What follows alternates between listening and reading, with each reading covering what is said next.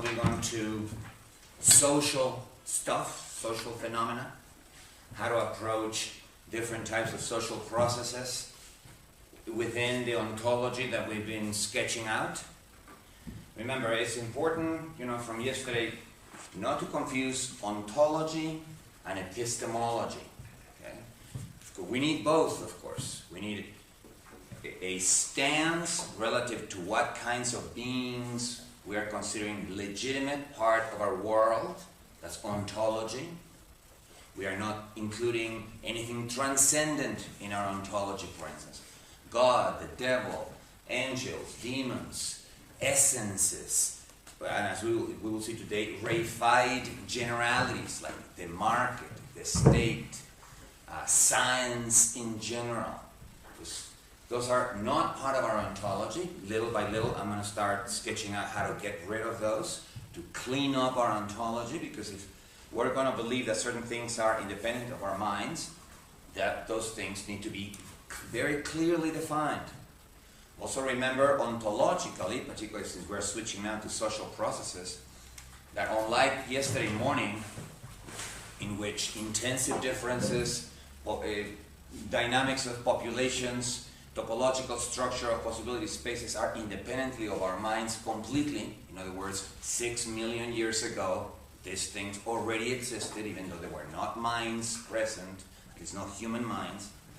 When it comes to social ontology, we have to change that, because communities, institutional organizations, cities, countries are not independent of our minds, in the sense that if our minds disappeared, all of those social entities would cease to exist automatically. The only thing that would be left would be the physical infrastructure of a city, the physical infrastructure of a neighborhood, the physical infrastructure of an organization. But the minds are indispensable to make all of those entities alive, to make all those entities real. So in that case, the criterion should be changed to they are independent of the contents of our minds. Our minds have to be there, but our minds can have completely wrong ideas as to what makes a community work. Our minds have completely wrong ideas about what makes an institutional organization work. Our minds have a completely wrong idea about what makes a city work, even what is a city, how the city formed.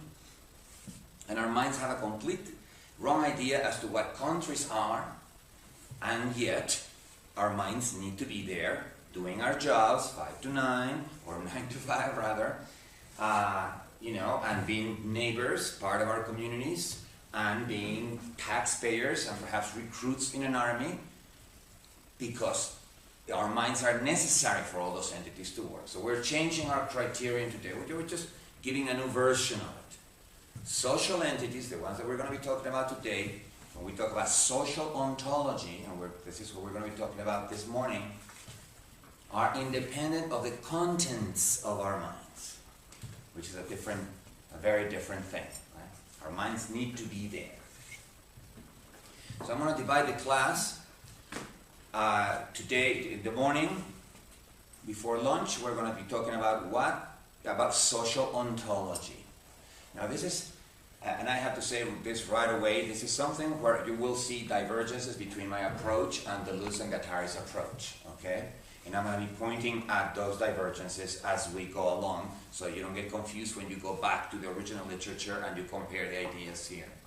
In particular, assemblage theory is going to become our main guide to social ontology.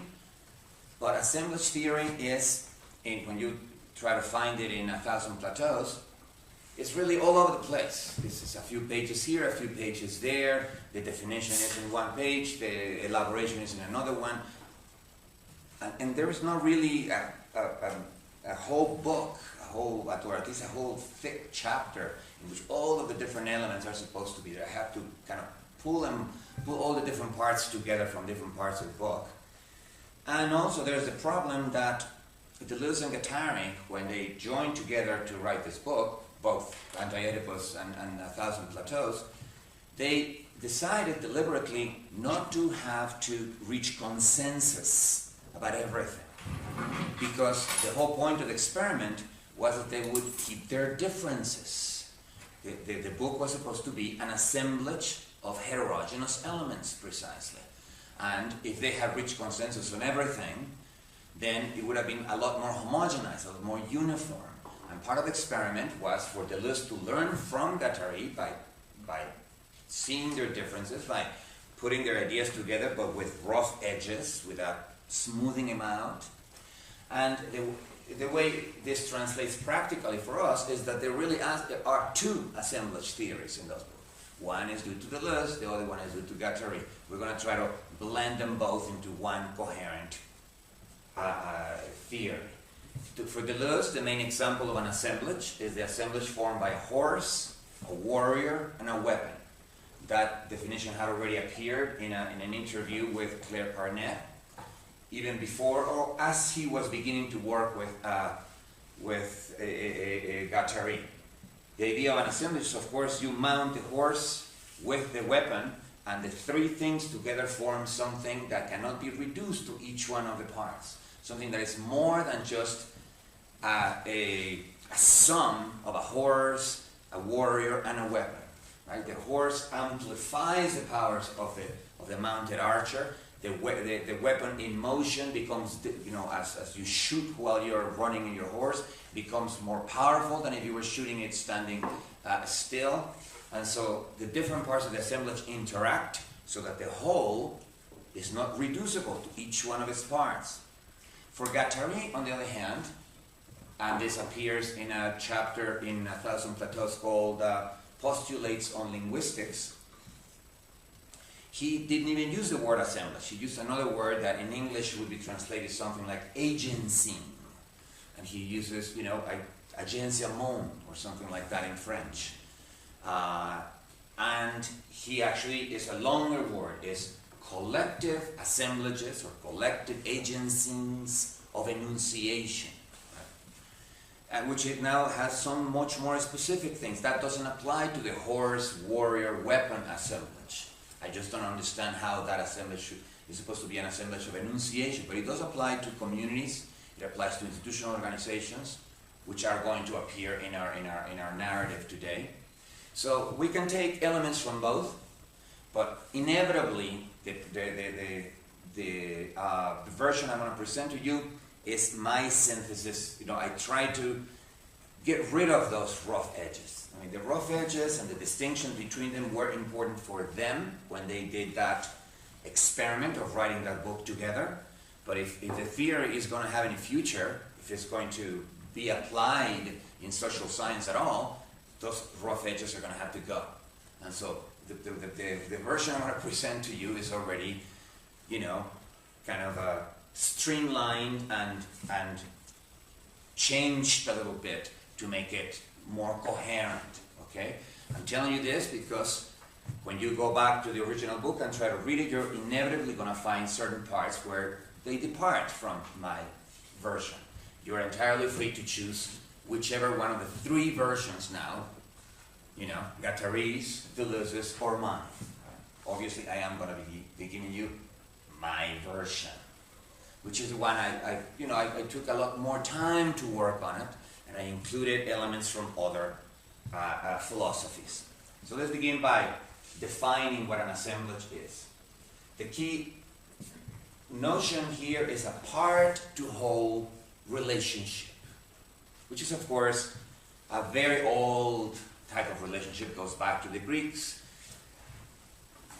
And the idea is that certain wholes are just agglomerations of parts, are just collections of parts, and those wholes do not have properties that are not already present in the parts. If we just simply make a collection of items here, one apple, one banana, one book, and just put them together, they would not form an assemblage. That's not an assemblage. That would be a mere collection. For an assemblage to be an assemblage, the parts need to interact with one another in such a way as to yield a whole that has properties of its own. That is, properties that are irreducible to the properties of the parts. Now, in this version, assemblage applies to social things or applies to natural things. Right? Now, the concept of emergence doesn't occur in Deleuze and Guattari. I think Deleuze uses only once the word in his book on Hume. But it is implied. It is implied by the notion of irreducibility. If assemblages were reducible to their parts, if there was nothing new at the level of the assemblage that's not already in the parts, well, there would be mere collections of things. It would be just like mounting an unexperienced a horse rider on a horse and then giving him a weapon that he doesn't know how to use. That would be the same assemblage as the nomad assemblage, with a nomad horse, a Mongolian horse with an experienced warrior from, say, Genghis Khan's army who has used that arch for years and years and years, right? On one hand, you would have an assemblage, because there's an experienced a rider, an experienced shooter with the arch, and the three things together do form something that is more powerful than any of the three things taken apart. The inexperienced warrior that doesn't even know how to use the arch and doesn't even know how to ride the horse, they're just going to form a collection. The guy is going to be fumbling for the thing, falling off the horse. The horse is not going to be riding at its full speed or with the maneuvering capabilities that it has. The guy is not going to be able to take advantage of the horse. He's not going to be able to take advantage of the weapon. None of them will amplify each other. None of the weaknesses of each one of the parts will be compensated for by the others. It will just be a collection of things. It will be just this guy with a weapon and a horse, and just a collection of things. A nomad from the steppes, on the other hand, formed a whole with his horse and his weapon, in such a way that it was more than the sum of its parts. So the concept of emergent, of emergent property is not in Deleuze and Guattari, but it's implied. Now the history of the word goes down to John Stuart Mill, in the middle of the 19th century. He was the first one, although I've seen quotes by Plato in which he mentions something that would be similar to emergent properties. So if we did the real genealogy, we may have to go all the way back to the Greeks. But in its modern form, it goes back to John Stuart Mill, a book called Principles of Logic, I believe, in which he begins to compare physics and chemistry. It was done in the context of natural science. And he says, whereas many things in classical physics are just sums, like if 2 or 3 billiard balls hit each other, the overall product would be the same as if the first 2 balls had hit first and then the third had come later. There really is nothing about the complete set of billiard balls that is more than the sum of its parts. And he compares that with a chemical reaction in which oxygen and hydrogen come together and form molecules of water. Now, as Stuart Mill said, whereas hydrogen and oxygen are fuels, you throw hydrogen or oxygen into a fire and you excite the fire. When you bring them together into an assemblage, when they form a molecule of water, they lose that capacity of being a fuel. You throw water on fire and water extinguishes the fire. In other words, water has properties that neither oxygen nor hydrogen have. Water has emergent properties. Now, Stuart Mill did not use the word emergent, but he started a whole line of thought by several British philosophers, went all the way to the 1920s, which was a movement, emergentism. And they used the word emergent, throughout. That was the first wave of philosophers. I'm not even going to give you the names. They have been forgotten by history, mostly. And one of the problems, they recognize, of course, that chemistry, and of course in biology, there are properties that emerge that cannot be, boiled down or reduced to those of the parts. But they insisted that emergent properties should be unexplainable. They should be mysterious. And of course, that just made the concept of emergent property into a mystical concept. That was the reason why analytical philosophers later on, in the 30s and 40s, rejected the concept of emergence, because it was supposed to be something that is inherently unexplainable.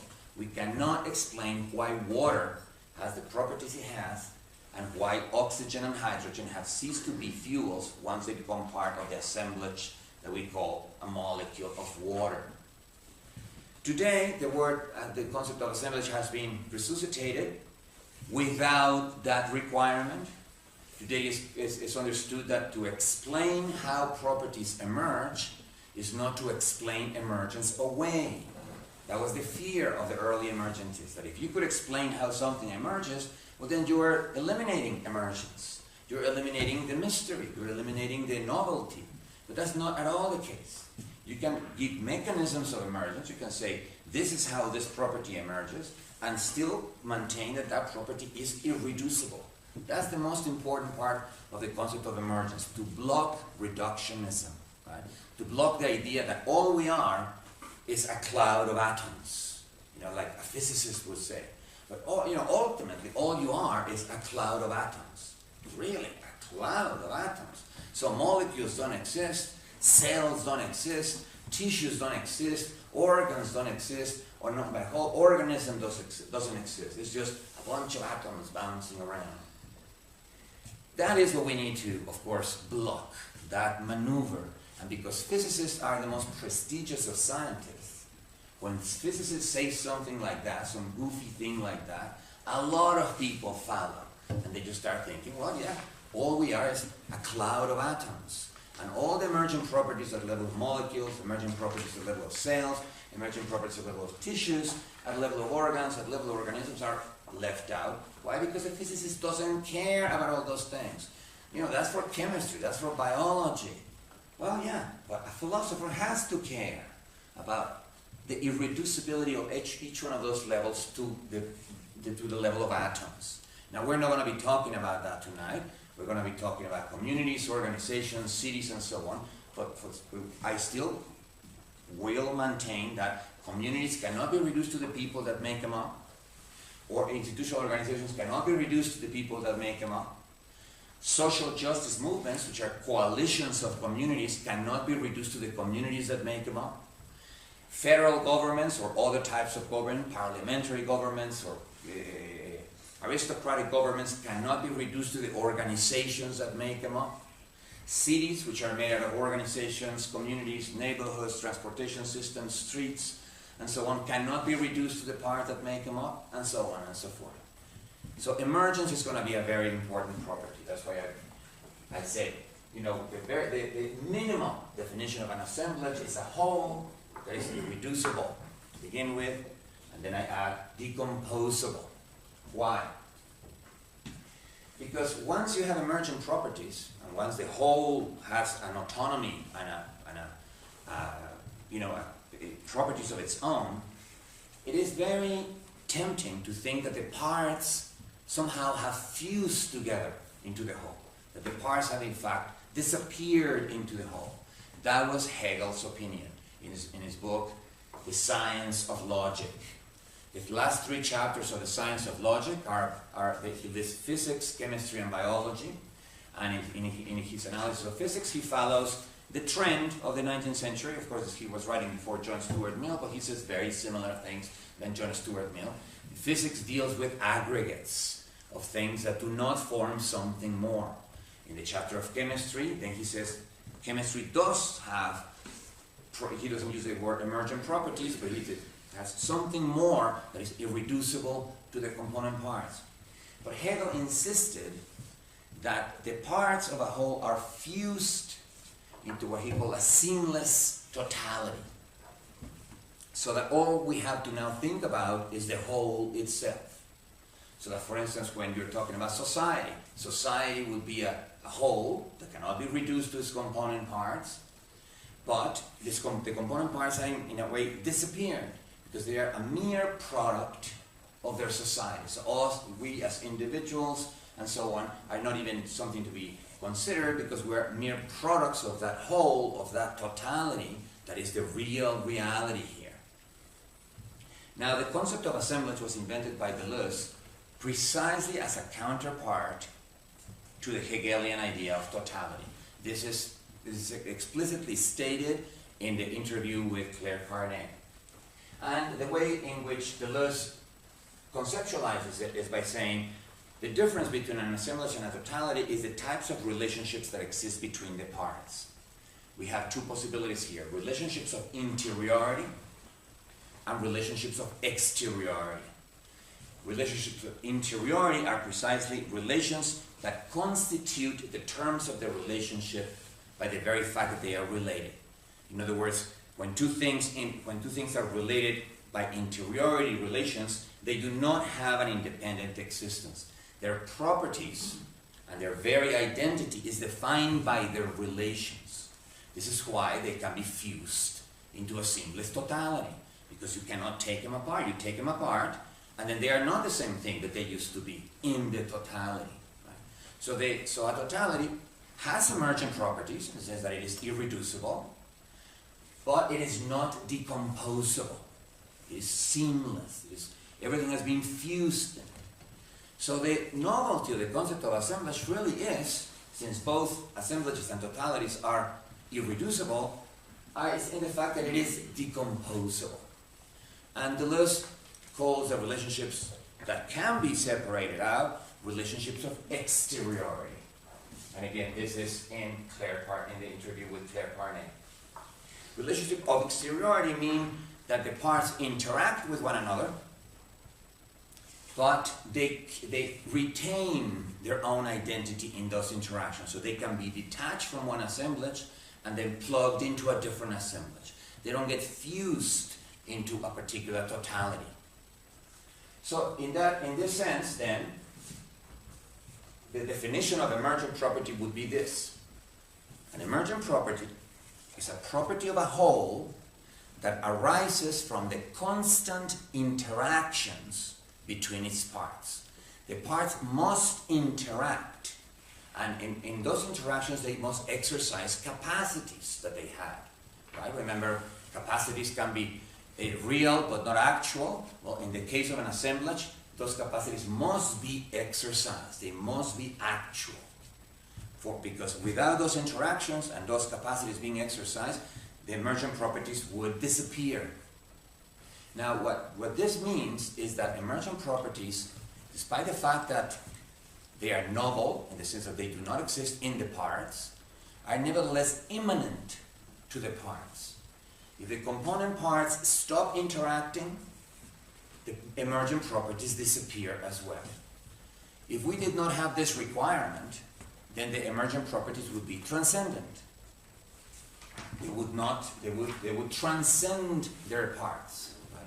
Whereas if the properties imply the constant day-to-day interaction between the components,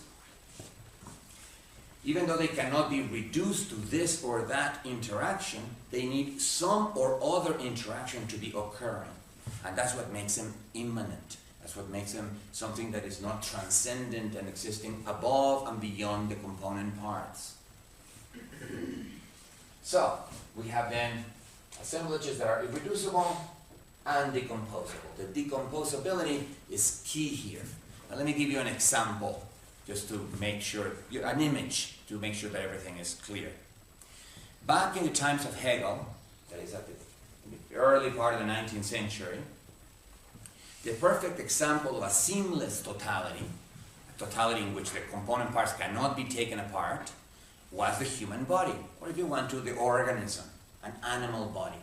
Because back in the 19th century, you could not really take the heart out, and continue for it to continue to be a heart. It would die immediately, and the person would die immediately. You could not take the kidney out, you could not take the liver out, because the person would die immediately, and that organ would cease to be an organ.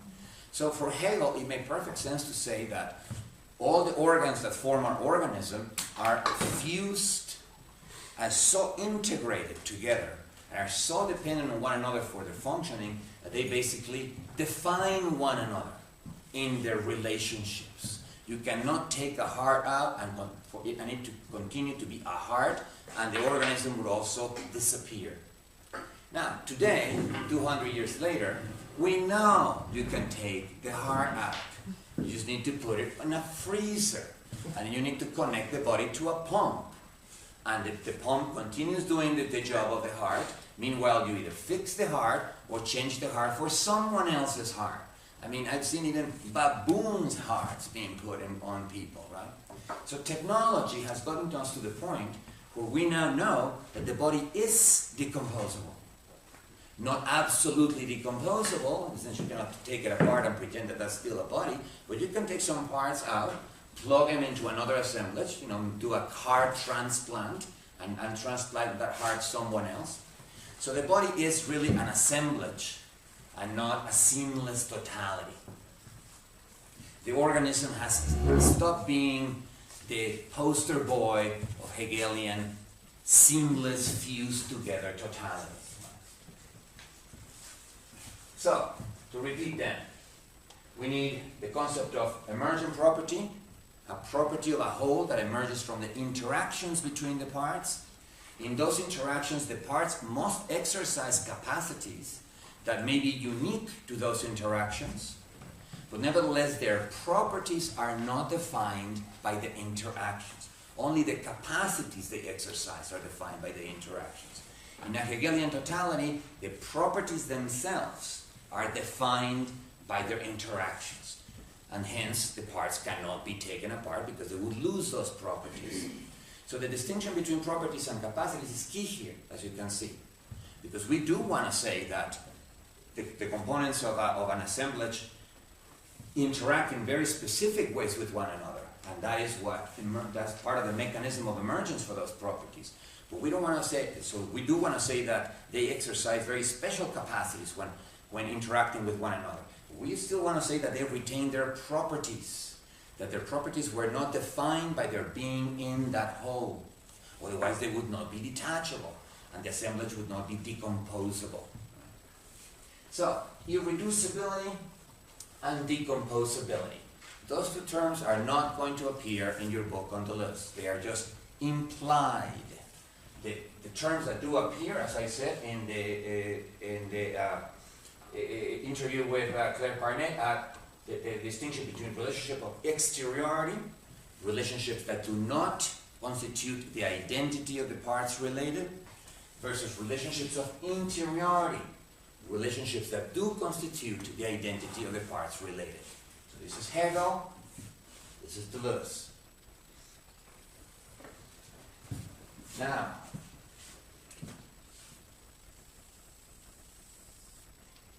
in the definition of assemblage, which is given both in the appendix of 1,000 Plateaus, or not the appendix, but I think they go in a kind of alphabetical order towards the end, and given also in postulates of linguistics, they give two more conditions for an assemblage to be an assemblage. They say an assemblage is constituted by segments of content and segments of expression. That is very confusing. What do they mean by segments? Well, they basically just mean component parts. A segment of a line is a component part of a line. But they use it in a special way because, of course, in a Deleuzean ontology, as I was explaining when I did my public lecture on the other day, whereas for Aristotle, the world is already pre-segmented into species and genus, or in genera, that are eternal, and so the world is already pre-segmented into categories. For Deleuze, the world begins as a body without organs, as an unsegmented, continuous whole defined exclusively by intensities, and remember, intensive properties are properties that cannot be divided. So it's an indivisible continuous whole that little by little acquires segmentation. So if you think of a fetus of an animal, the original cell, and for a few weeks the cells that go around it are unsegmented, in the sense that every single cell is pluripotent. It can become bone, it can become muscle, it can become blood, it can become nerve. And there are no segmentations in the sense that there are no divisions. There's still no fingers, there's still no arms, there's still no, it's a little body without organs. But little by little, as the animal develops, it's going to become segmented. The limbs will appear. Each one of the limbs will be segmented into parts. Then the ends of the limbs, the extremities, will at first be unsegmented, but then start becoming segmented, and each one of the fingers will be segmented. So what Deleuze tried to tell us is that, unlike Aristotle, for whom reality is pre-segmented, our reality is also segmented or striated, but starting with a smooth virtual space that progressively, as it actualizes itself, becomes segmented, territorialized, divided, or whichever way you want to explain it. So segmentation exists for Deleuze. This is why Aristotle was able to classify things by genera and species, but the segments are not given. The segments are not there eternally. The segments are produced in the process of actualization of virtual structures. So that's why he uses the term segments. To keep it simple, ourselves, we're just simply going to use the term parts. And so when they say an assemblage is composed of segments of content and expression, I'm going to say it's composed of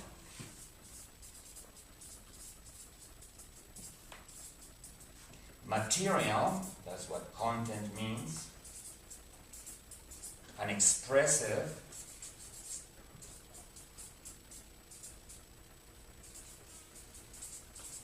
components. That's the word I'm going to use instead of segments.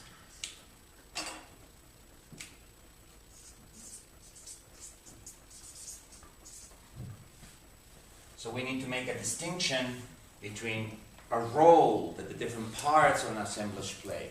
Some components play a material role, some components play an expressive role. I'm going to explain what expressive means.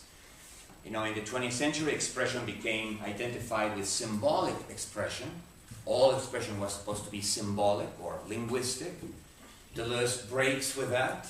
For Deleuze, expression can exist in a whole variety of different forms. Human expression has components like the face and the movements of the body that are not linguistic, so that he would reject the idea of a body language. He would reject the idea of a facial language, although he, of course, does not reject the idea of facial expressivity or the expressivity of our bodies. But in addition to that, there's the expressivity of our behavior. When you are part of a community and you say, constantly are telling your friends, yes, I'm solidary with you guys, I am part of you, I love you, and I'm really part of you, and you're trying to express your solidarity with words, that's one thing. But when the working class community goes on strike, and it's your turn to man the soup kitchen, and you don't show up, that expresses your lack of solidarity much more than any words that you could possibly use. As everybody in a community knows, talk is cheap. You can promise all kinds of things, and you can say all kinds of things about how you love them. But when it comes to actually helping them out and joining them in a solidarity movement and doing the part of your job that you're supposed to be doing, you don't show up, or you show up and you don't do your part, well, that behavioral attitude expresses much more your lack of solidarity, and you cannot compensate with words. Yeah, I'm not going to show up, but I still love you guys. What would that mean, right? So we're going to find all forms of expressivity. Some are symbolic, some are not symbolic. The material components are rather obvious, but we should stress them. When we talk about a community, well, of course, there are all kinds of communities. There are communities in the internet. There are communities that inhabit a small town. There are communities that inhabit an ethnic neighborhood. Each one has a different type of materiality. The materiality of an ethnic neighborhood or a small town is precisely the infrastructure of the town, the proximity relationships of neighbors to one another, the composition of the town in which certain areas like the church serve to reaffirm community ties every Sunday Mass, in which the pub also serves to establish and maintain community bonds perhaps every night as they gather at the pub. There's going to be a materiality of the community That is, in addition, of course, to the embodied agents that form the community. We were talking about that yesterday. We're not going to be considering here subjects as mental entities. We want minds that are embodied. And embodied embodies that have skills, not necessarily craft skills like we were talking about yesterday, or riding a bicycle or anything, but social skills. The skills that are necessary to, for instance, participate in conversations, knowing when your turn is in a conversation, knowing that you have to be paying attention to the person who's speaking right now at the conversation, knowing that when your turn comes, you have to say something relevant to the conversation. All those are social skills that you have to exercise in your interactions, day-to-day interactions with one another, because it is those day-to-day interactions that make the community have emergent properties of its own. So different social entities will have different materiality or different material components. We'll talk about it in a second. So this is the way I replace the first. In fact, let me borrow your 1,000 Plateaus book so that I can... Wait 1 second, I have to... Have the new blue Can you take the Bible? Just to read the definition of assemblage, right? Obviously, it should be in the A letter here at the end.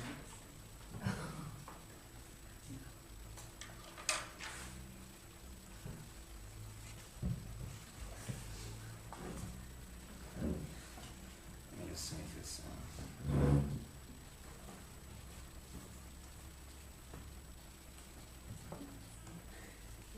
okay. I can't right now find it anymore, but I'll find it a little later. Let me just give it to you. They say an assemblage is defined along two dimensions, or two axes. Along one dimension, we have a distinction between segments of content and segments of expression. Okay, I'm changing that to, along a first dimension, an assemblage is composed of material and expressive components. So components that can play a material role or an expressive role. And then they say, in the other axis, an assemblage is defined by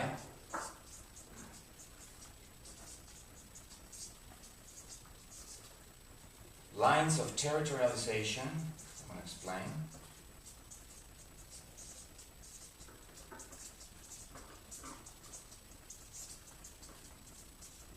And deterritorialization.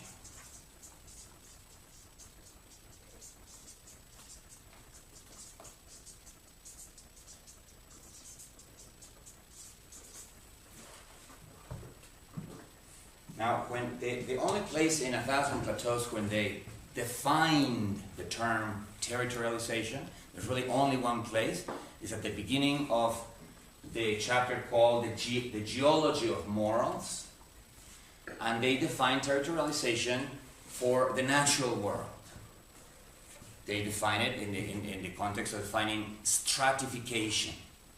But let's not go that way. Let's not go that route. Territorialization simply means how well defined the identity of an assemblage is. When an assemblage, let's go back to an assemblage that's easy to think of, an assemblage like a small town or an ethnic neighborhood, a community inhabiting that small town or ethnic neighborhood. A community, that small town will have, of course, its borders, its territory. It occupies a particular territory, and the ethnic neighborhood also occupies a particular territory. Now think, for instance, of something like Lebanon before the Civil War, which is not that long ago, 30 years or so ago.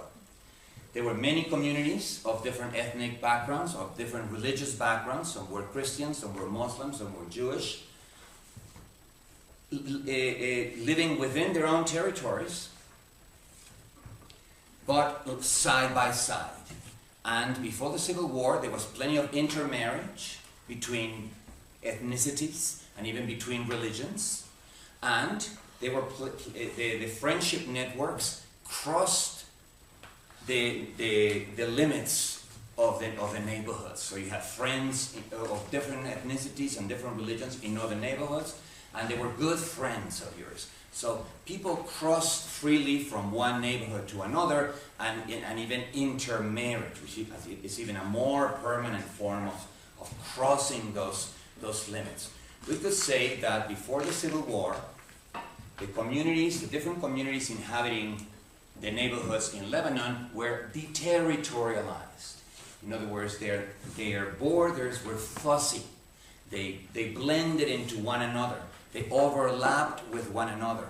And they had intercalary elements, those people who intermarried, which were joining them into are supposed to keep them separated. But the moment the Civil War started, not only gangs of youths began to police the actual borders of the neighborhood and began to beat up people that belonged to other religions if they dared to cross the borders of the neighborhood. In other words, they sharpened the physical borders of the neighborhood by policing them. But not only that, but the people within the neighborhoods began to police each other to see, are you a true Muslim? Are you a true Jew? Are you a true Christian? Whereas before the Civil War, they would allow you to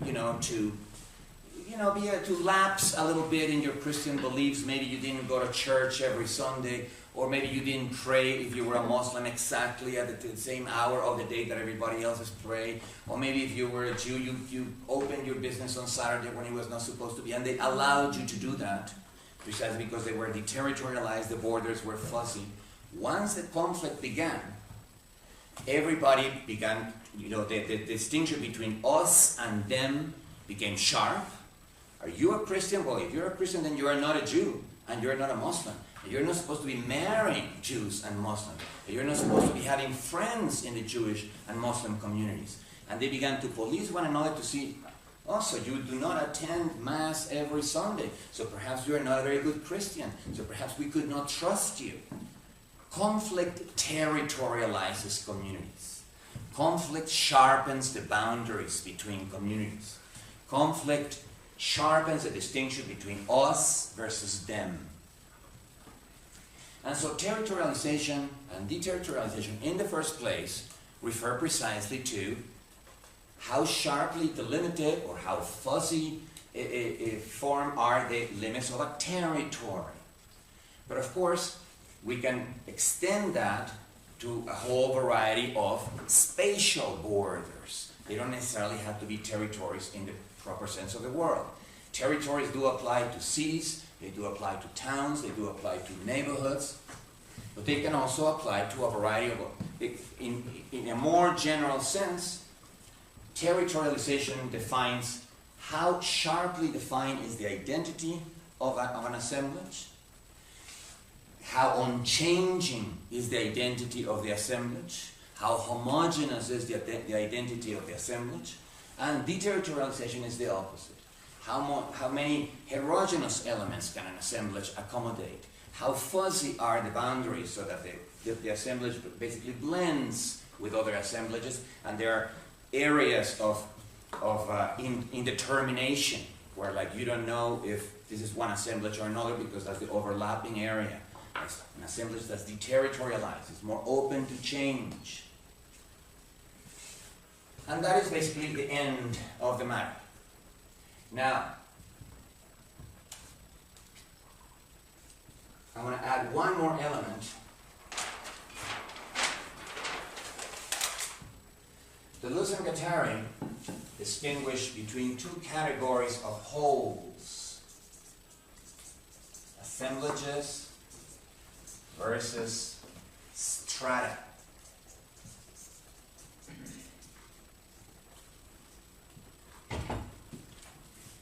Assemblages are supposed to be made out of heterogeneous elements, just as we said, but, for instance, the assemblage, a bank as an assemblage. Well, a bank as an assemblage means the building of the bank, the vault with the money, the desks, the computers in each one of the desks, the people working and staffing each one of those positions. That's quite a heterogeneous assemblage, because we're talking about a building which is made out of stone. We're talking about technical equipment which is on the desks. We're talking about a book of regulations which is now a text that's telling you the rules to be part of the bank. We're talking about the people divided into a hierarchy with a boss and certain levels of middle management, and at the bottom a bunch of workers that are doing clerical work. So we're talking about a very heterogeneous thing. But they still feel that they have to differentiate between assemblage and strata, strata being a much more homogenized type of assemblage, in which territorialization has not only done a thorough job of homogenizing the components, but there is also another dimension which they call coding and decoding, which is similar to territorialization and deterritorialization in that it also applies to the identity of a whole and how sharply defined it is, except that it operates via some form of code. So the first clear form of code in this planet was, of course, DNA. Animals, are particular insects, in which their behavior is rigidly determined by their genes, that is, animals that cannot learn from experience, would be an example of an assemblage that's highly coded. But so would be a religious organization, which is a sect, in which everybody follows the sacred text to the letter, and there's absolutely no deviation from what, in which the dress is coded, and the rituals are coded, and every single hour of the day what you do in the monastery or in the particular building where the sect gathers is coded and prescribed by words, by language. So coding and decoding also define how sharply defined the identity of an assemblage is, or a stratum, and decoding also defines an opening for that identity, an opening for change, because the code has now stopped functioning in one area, and it allows for change to happen along the decoded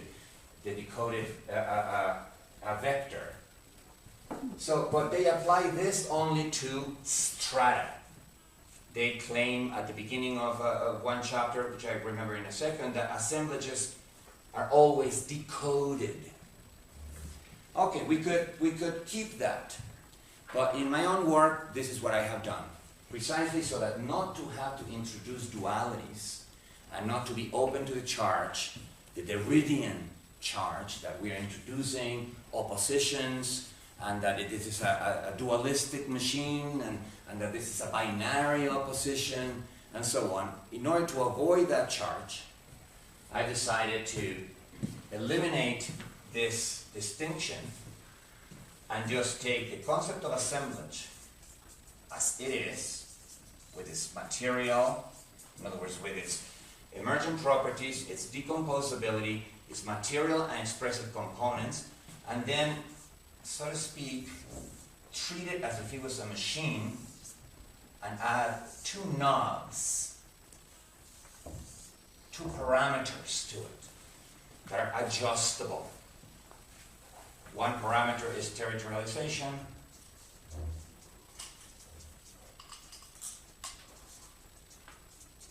The other parameter is coding. This maneuver, first of all, is kind of original. I don't know anybody else that has actually parametrized a concept. In mathematics, this is pretty useful, pretty normal. A parametrized equation is an equation with knobs, where you can control the variables or the parameters, externally. So I'm parametrizing the concept of assemblage and getting rid of the binary opposition.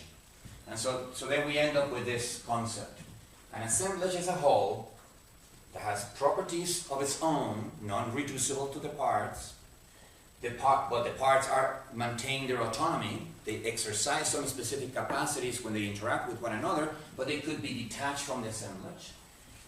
The components can be divided into expressive and material. And finally, the identity of the assemblage at any one point in time will be determined by the setting of the parameters. If the parameters have the territorialization knob all the way up and the coding knob all the way up, that is at maximum intensity, then that assemblage is a stratum. If the parameters have the territorialization high, but the coding parameter low, then that would be an assemblage in the way in which they define it. And finally, if they both have low, then they would be a deterritorialized assemblage. But the idea being that any assemblage, any community, any organization, any city can change in its territorialization and its coding parameters with history. So we might as well make them nodes, because we know they're going to be changing. Lebanon's example, as I just gave you, the concept of assemblage that we need to use for the pre-Civil War communities would be one in which the territorialization parameter is very low. The borders were very fuzzy. They intermarried a lot. They may even be decoded if they blended portions of their religions, right? If they, which I'm not sure if they did, but they may have been highly coded in that Christians were Christians, Jews were Jews, Muslims were Muslims. But if there were intermediate groups in which, because of intermarriage, they were practicing a kind of intermediate religion with pieces of code from Christianity and pieces of code from Islam, or pieces of code from Judaism and pieces of code from Christianity, well then that would also be decoded. Then the Civil War starts, and the conflict itself turned the knobs, territorialized the assemblage. Now everybody's looking at the limits of the neighborhood. Now if a Muslim crosses into the Jewish neighborhood, it gets beat up. Now if a Christian crosses into the Muslim neighborhood, it gets beat up. And all the people within each one of those neighborhoods are policing one another to see who is a true Christian, who is a true Muslim, who is a true Jew. That means the coding parameter was also up, because now they are checking you against the Old Testament, they are checking you against the New Testament, they are checking you against the code, the Quran. Right? So via this maneuver, I got rid of the distinction between assemblages and strata. And by the way, I couldn't find the quote right now, but there is a quote in that book where they say exactly that. Right? That the distinction they are trying to make is not between assemblages and strata, but between actual things at different degrees of territorialization and deterritorialization, and the absolutely deterritorialized plane of immanence. That is, the absolutely deterritorialized body without organs, which makes perfect sense. You know, you can imagine the body without organs simply as an assemblage in which these two buttons now have reached a minimum value. So this is the concept we're going to be using in class then. We're going to eliminate that binary opposition, that way we don't get into that. And we now have a single concept that has been parametrized. Now, there's one more objection that I should meet before I move on and start giving examples.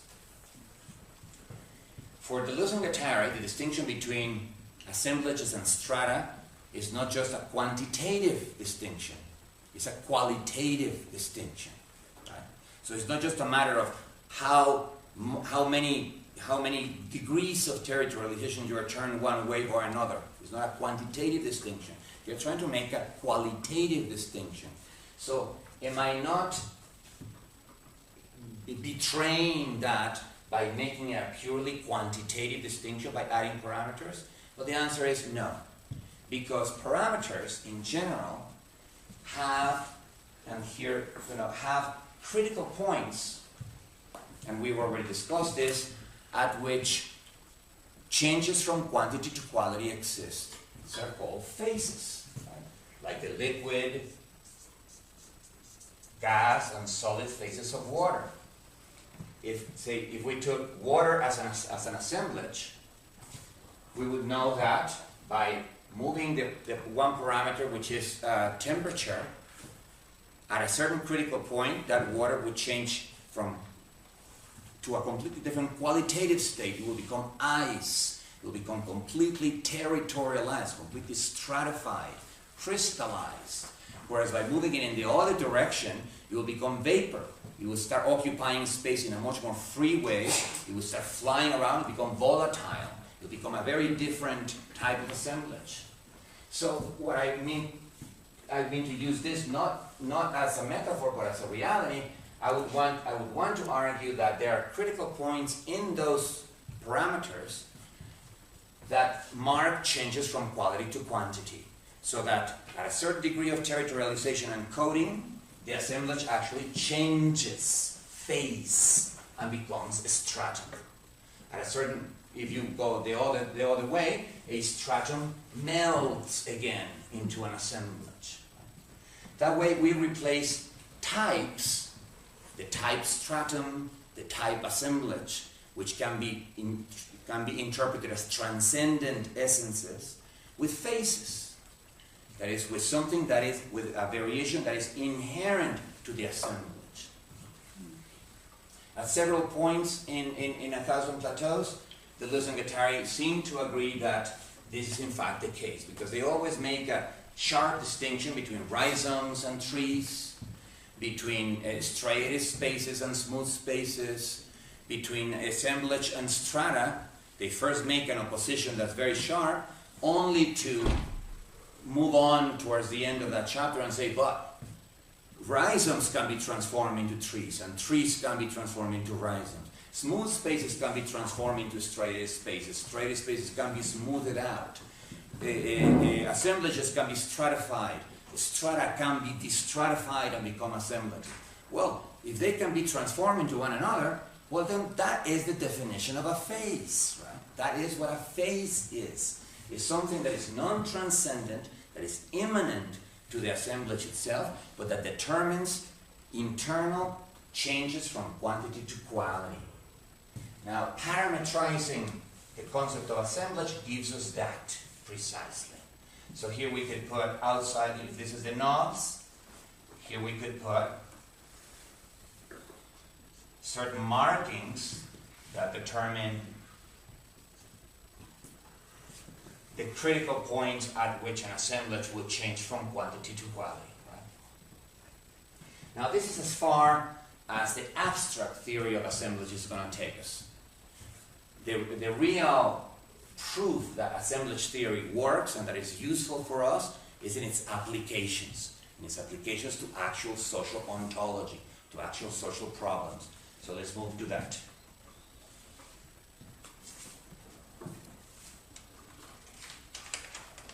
Remember, the key to this entire thing is the part-to-whole relationship. Because the words part and whole are there in the definition of emergent property. An emergent property is a property of a whole that arises from the interactions between its parts. So the terms parts and whole are there in the definition of emergence, and since we need emergence to block reductionism, then we need to consider part-to-whole relationships. So I'm going to claim in the next section that most social entities that can be considered part of a materialist ontology have with one another a relationship of part to whole. Now, yesterday we saw, it was only one class. We talked about subjectivity. We talked about how the subject could emerge, whether in a Kantian way or in a Humean way. Clearly, we did not reach agreement at the end as to which one or the other should be. There was also the opinion that maybe we needed some kind of hybrid between the two. Either position is fine as far as today is concerned, because we're not going to be dealing with subjectivity. We're going to be taking subjectivity for granted. We already talked about it yesterday. So whether it's Kantian or Humean, we already discussed it. So let's just put at the very bottom of it all, persons. This could also be, say, subjects, or any word that you want to. I happen to prefer the word person, but you know what I mean. You, me, John Travolta. Right? Well, is he a person? I never figured that out. So maybe that was a bad example. Now, from the interactions of persons, I just mentioned one type of interaction, the interaction between people in a conversation. Now, the most important author in this regard is a sociologist from the 60s. His name is Erving Goffman. I put it here. a fabulous book called Interaction Ritual. He wrote actually several fabulous books. He's a micro-sociologist. In the book Interaction Ritual, he treats conversations as assemblages. Right? He says, conversations in person to begin with. Of course, there's also conversations through the internet, in chat rooms, there's also conversations through the telephone, and so on. We'll get to that in a second. But let's first talk about territorialized conversations. Conversations in which there's a well-defined spatial limit, and everybody's facing one another in, say, the corner of a neighborhood, or somewhere like that. So Goffman says this is an assemblage, in the sense that once everybody has ratified one another as part of the conversation, any passerby that tries to kind of listen into the conversation will be shunned. Will be, hey, what's the matter with you? This is a private conversation. Keep going, right? In other words, they have ratified each other as part of the conversation, and now they form a group that's self-contained. That's going to have an identity that's going to last at least until the end of the conversation. Right? Every passerby that tries to pick by is excluded from that. And that already means that that is being territorialized. It involves embodied persons. I mean, we're not talking about telephone or chat rooms, right? So you need, with your body oriented in a particular way. Everybody should be facing each other in the assemblage.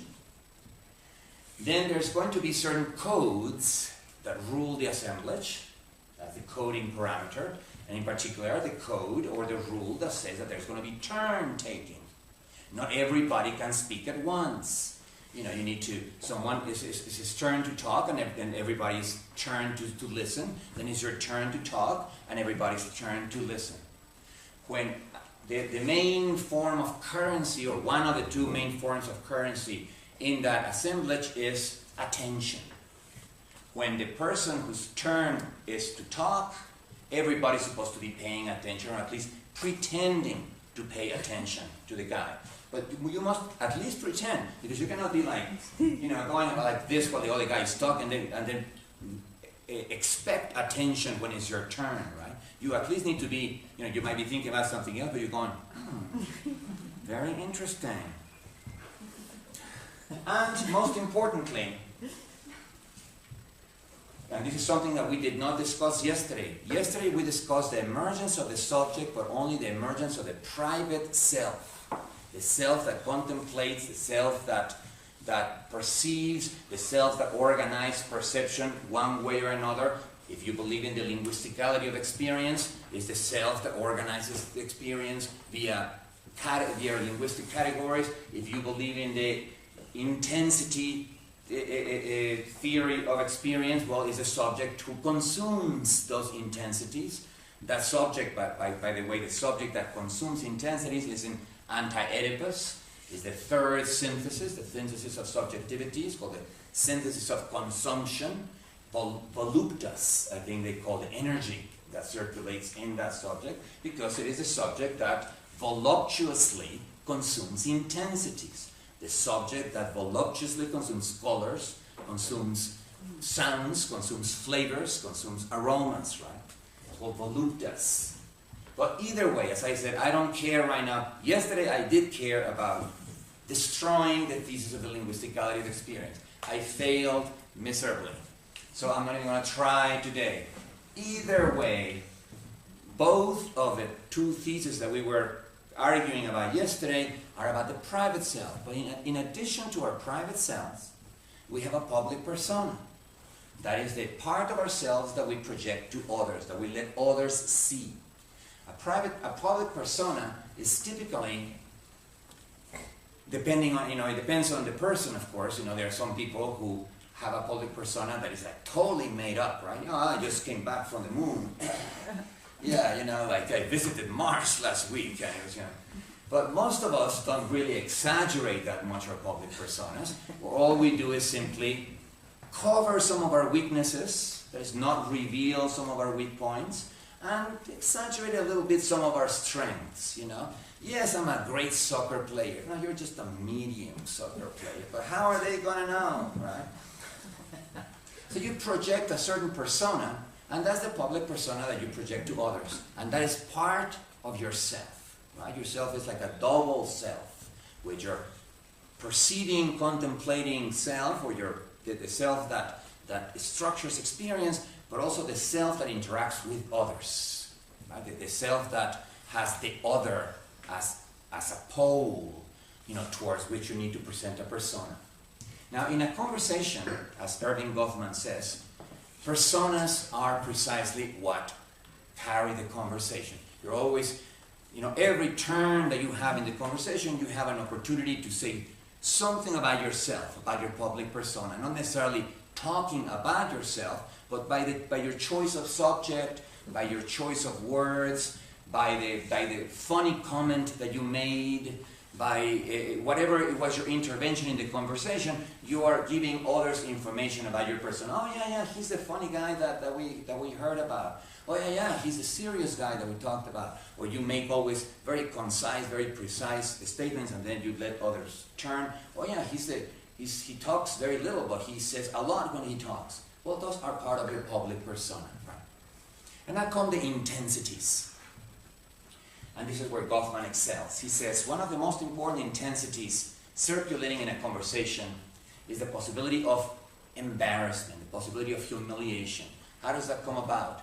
Well, if your public persona gets hurt one way or another in the course of that conversation, you may make a mistake. You chose the wrong word, and everybody laughs at you. Well, that hurts your public persona a little bit, particularly if it was really humiliating, particularly if you were in the middle of trying to make a very important point and you say fraud instead of Freud, right? And everybody laughs at you, right? And you even maybe go red in your face, blush. Embarrassment or humiliation is an intensity in the sense in which we defined it yesterday, right? You can be mildly humiliated, or you can be highly humiliated.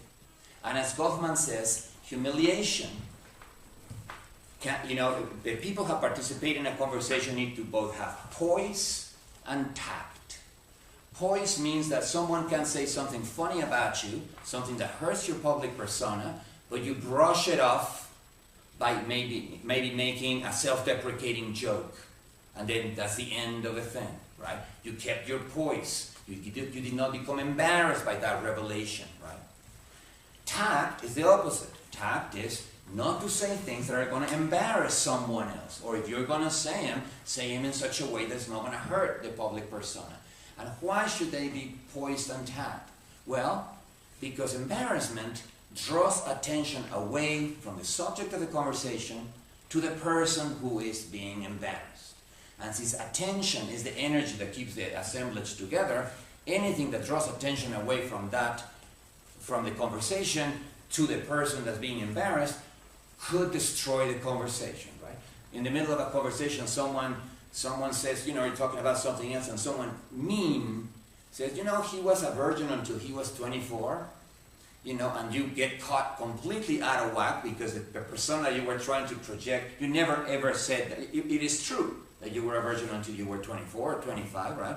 But you have kept that very quiet and outside of your public persona because normally it doesn't come up, right? But that mean motherfucker right now has just revealed it, right? And you get like totally flushed and you don't know you lose your poise completely, right? Then the person right next to you may become now embarrassed about the fact that you are embarrassed. Because if they care about you, and they first try to give you a moment to kind of recover yourself and continue the dynamic of the conversation, but if you do not recover, that person next to you becomes embarrassed now about the fact that you're embarrassed. And that embarrasses the next guy, the next guy, the next guy. It follows a long, awkward silence, and everybody goes, well, I'll see you later, people. Get laid, you virgin.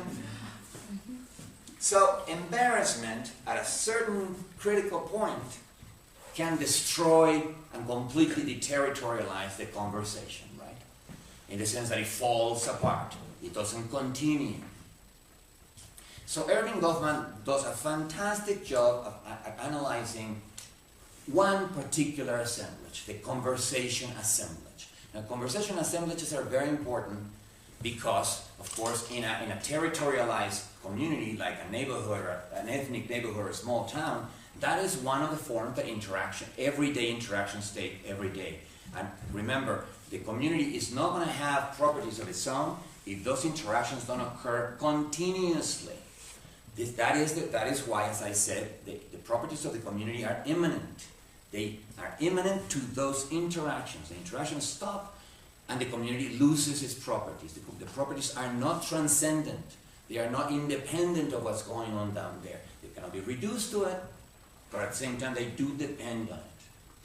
So, now, let's just make one more point here before I move on. Technology, from reliable postal service to the telegraph, to the telephone, to the internet, act to move the territorialization parameter towards deterritorialization. The scientific communities that existed in the 17th century, for instance, some lived in Paris, some lived in the provinces of France, some lived in London, some lived in the provinces of England, some lived in Amsterdam, some, they were in Italy and so on. They were kept together by a system of correspondence in which the academies of science of Paris, of Florence, of London had a specialist, in languages that would read all the letters and answer all the letters, where actually all the letters were mostly written in Latin, so it's not as if he had to know that many languages, but someone had to keep the conversation going. Someone had to keep the correspondence going. But nevertheless, that created dispersed communities. And dispersed communities do not have well-defined spatial boundaries, almost by definition, right? So those communities are very different than the communities that inhabit a small town, or the communities that inhabit an ethnic neighborhood with well-defined territories. We can say that the scientific communities that existed in the 17th century and even today, joined together by a technology, a postal service, were deterritorialized. The same thing applies to interpersonal networks of friends who live in different cities or even in different countries and keep in touch together via the telephone. That has already made the presence, the co-presence in a conversation not useless but not unnecessary. And of course, in the internet, we have now found ways of creating communities that are completely deterritorialized in that sense, but that nevertheless can act as communities, not only Facebook communities and Twitter communities, but more important, the open source communities, that is the communities of volunteers that collectively produce software like Linux, the operating system that's beating the crap out of Windows, Apache software, Perl programming languages. I mean, there's got to be at least 200 open source projects right now, and those are communities of people dispersed around the world, linked together by the internet. I would say that those communities are still communities, that is, assemblages of people, assemblages of persons, but with a territorialization button almost all the way to the top. They are all over the place. They probably don't even know each other personally. So we can have a whole variety of communities. Nevertheless, the scientists had to interact via correspondence. The friends need to keep in touch via the telephone, right? Otherwise, it's a friend that you talk to every 3 or 4 years. Well, that's not really that much of a friend, right? It's more of an acquaintance, right? And the open source communities, they need to interact via the code that they are producing together. So the requirement that there is constant interactions for the community to have its own identity has not been waived. It's just that the knob, the parameter of territorialization, has a completely different value. So keeping all that in mind, let's put an arrow here and say that from the interactions between persons, communities emerge.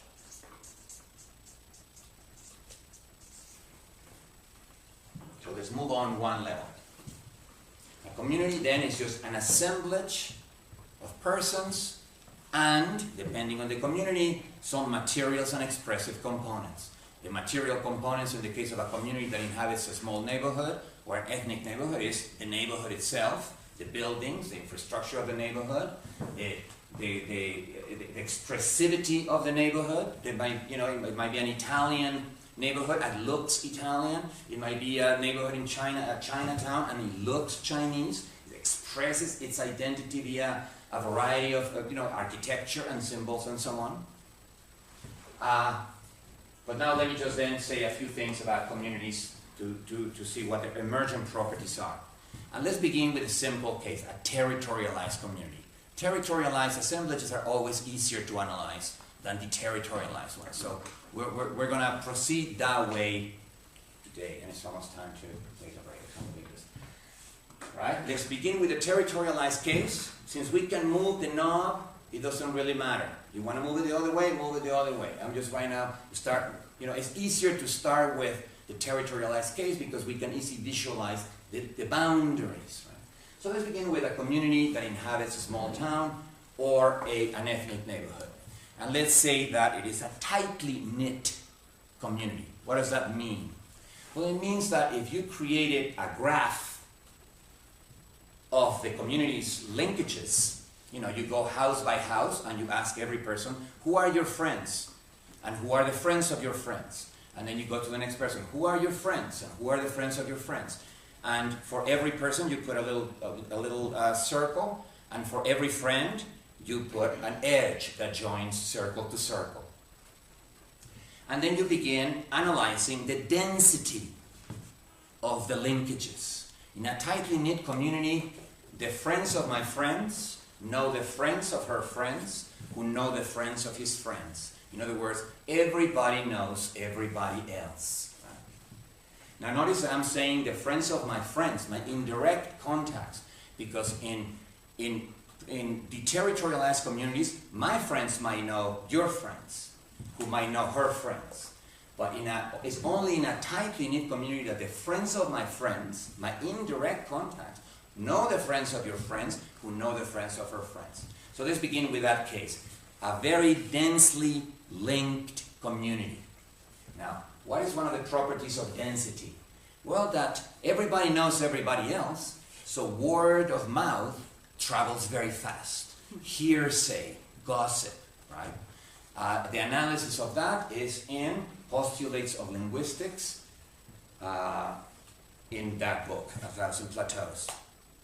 Now, when gossip, or word of mouth, travels very fast, it travels fastest when the content of the gossip is a violation of a local norm. Say, an unfulfilled promise. Someone took care of your kids yesterday, and you promised you would take care of the kids the following day, or pick them up at school, right? And you break your promise. An unreciprocated favor. Someone helped you to move your furniture from one place to another. Someone helped you to fix your sink. And then the following day they come in and they want to borrow some tools, or they want your help to go move a piece of furniture. Hey man, I'm like so busy, I can't really do it right now. An unfulfilled promise, an unreciprocated favor, an unpaid debt, a lie, any violation of a local norm. Word about that travels fast. At the following day that you did not reciprocate that favor, the following day that you did not pay that debt, everybody knows that you don't do that. And everybody starts gossiping. Hey man, don't bet with that guy. He's not going to pay you. Or don't do him favors, or insist in advance that he's going to reciprocate, because he forgets about the favors he does. His word is worth nothing. He promises things and never keeps his promises. Which means that as word of mouth of that violation circulates and accumulates in the community as a whole can now act as a reputation storage mechanism. There's a memory in the community about local violations Now, not every member of the community needs to know that you don't pay your bets. Not every member of the community needs to know that you don't reciprocate favors. Not every member of the community needs to know that you don't keep your promises. But as long as enough members of the community do, you are in trouble, because people are going to start refusing to interact with you. Now, once you violate a local norm, there's two ways in which the community can punish you: ridicule and ostracism.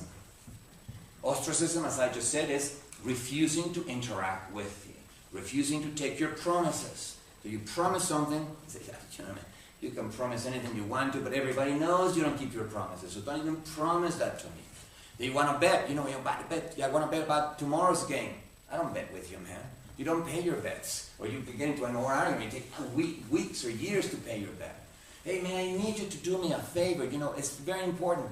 I did you 3 favors. You never paid back any of those 3 favors, and you want me to do a 4th favor? Go screw yourself. Ostracism can be a very powerful weapon, particularly if your livelihood depends on other people in the community.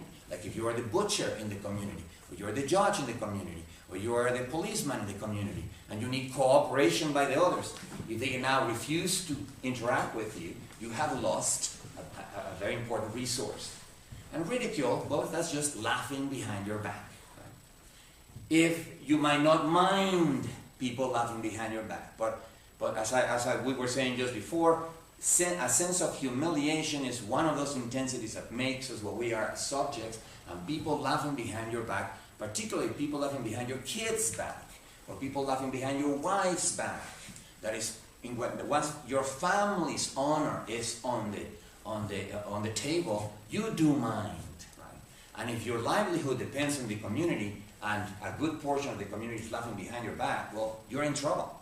You either move to another community, or you repair those links that you broke so that this punishment stops. Right? So, communities, their emerging properties or their emerging capacities, they have the capacity to act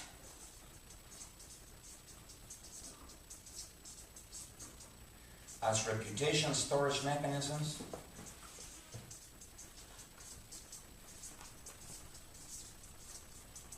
I'm not going to put mechanisms, and enforcement mechanisms. Enforcement via ridicule and ostracism.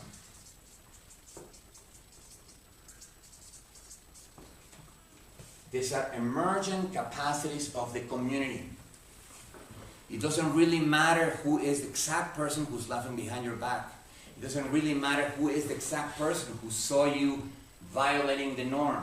As long as a large enough number of community members knows that your word, that you never keep your word, that you never keep your promises, as long as a large enough number of the community laughs behind your back, as long as a large number of the community refuses to interact with you, you have been ostracized, you have been ridiculed. It doesn't really matter what the personal identities of the people who are laughing behind your back are, right? And that is what makes it irreducible. It does depend on some or others people laughing.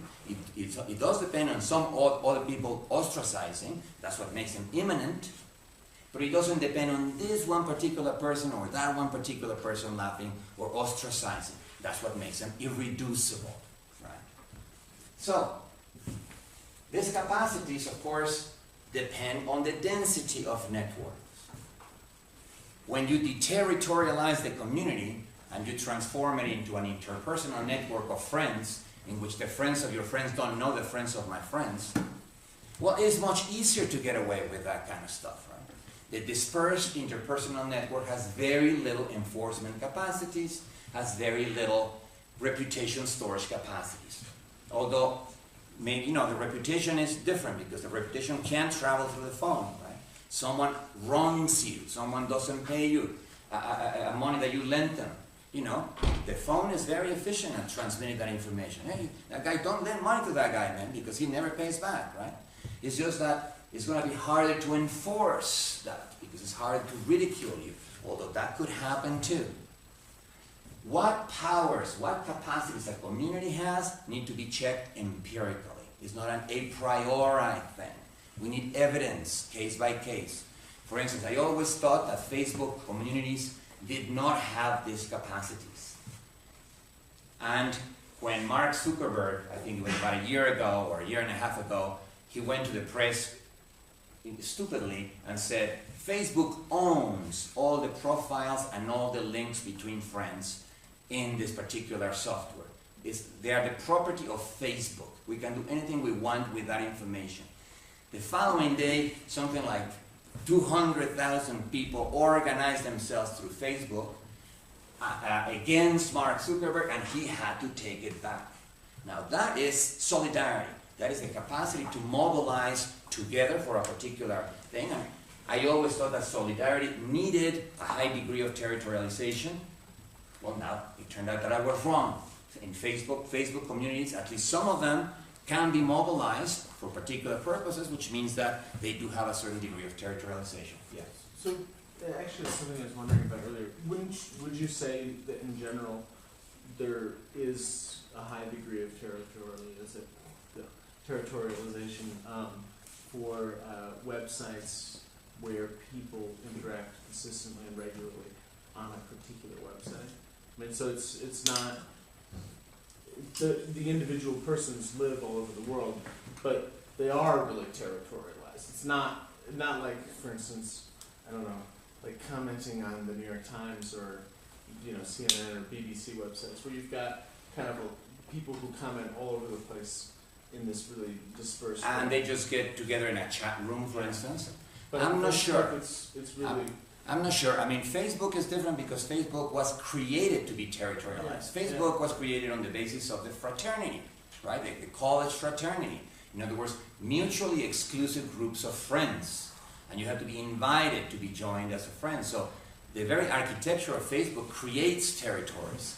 I'm not sure if communities created via Twitter or communities created via just chat rooms where you can visit or not visit and perhaps change your name every time you visit and they don't know it's the same person and so on, whether that ends up in a territorialized position for the parameter because your identity is being changed, therefore you can be an asshole with one of your names in the chat room, but be a nice person with the other name in the chat room, right? So it's an empirical question. That's what's very important for me because yesterday I kept saying I don't believe in a priori knowledge. I don't believe in things that are just purely theoretical. I always need evidence for a particular assertion. I will say that degrees of territorialization and deterritorialization and coding and decoding need to be established empirically. The only thing that is conceptual is the fact that the knobs exist. Their exact value at an exact point in history for a particular assemblage needs to be established empirically. Okay? Which makes it interesting. It means that it's an open field. Nothing has been determined in advance by a theoretician. Right? There's a lot to investigate. Okay, let me move on, guys, because actually we should take a break right now, right? Let's take a 10-minute break.